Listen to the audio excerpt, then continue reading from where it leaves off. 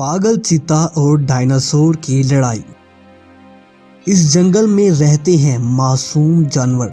अब इनके ही जंगल में घुस आए थे दो खतरनाक जानवर, चीता और डायनासोर। उन्होंने जंगल में घुसते ही आतंक फैलाना शुरू कर दिया।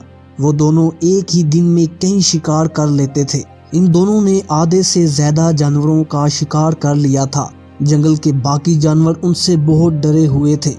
तब सब जानवर जमा हुए। तब उनमें से एक गाय बोली, सुनो भैया, हम सभी जंगल में आराम से मजे वाली जिंदगी जी रहे थे, लेकिन दोनों शिकारियों ने आकर हमारा जीना ही मुश्किल कर डाला है। तब एक और जानवर बोला, हाँ बहना, लेकिन अब हमें क्या करना चाहिए? तब गाय बोली, बस अब हमारे पास एक ही रास्ता बचा है। हमें इस जंगल को छोड़कर कुछ दिनों के लिए दूसरे जंगल में रहना होगा, जब तक ये दोनों यहाँ से चले नहीं जाते। तब वो सभी जानवर जंगल छोड़कर दूसरे जंगल चले गए।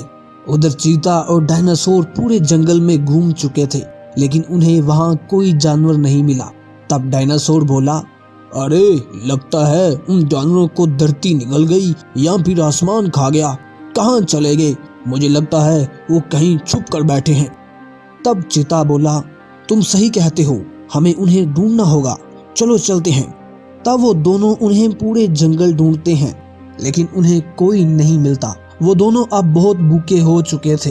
डायनासोर तो अब इतना भूखा हो चुका था कि अब उसमें खड़े होने की ताकत नहीं रही थी। सुनो, अब हमें दूसरे जंगल पहुंचना होगा, नहीं तो हम भूखे ही मर जाएंगे। तब वो दोनों दूसरे जंगल की तरफ निकल पड़े। रास्ते में उन्हें एक गोरिल्ला मिला। उसको देखकर दोनों के मुंह में पानी भर आया। तब डायनासोर चीते से बोला, चीता भाई, मेरे पेट में चूहे कूद रहे हैं। ऐसा करता हूँ, इस गोरिल्ले को मैं खा लेता हूँ, तुम कोई और शिकार देख लो। तब चीता बोला, ये तुम क्या बोल रहे हो? तुमसे ज्यादा भूख तो मुझे लगी है, इसका शिकार मैं करूंगा। तुम ज्यादा जुबान मत चलाओ, इस गोरिल्ले का शिकार मैं ही करूंगा। तब दोनों में बोलते बोलते लड़ाई शुरू हो गई और वो दोनों इतने लड़े कि एक दूसरे को मार डालते हैं।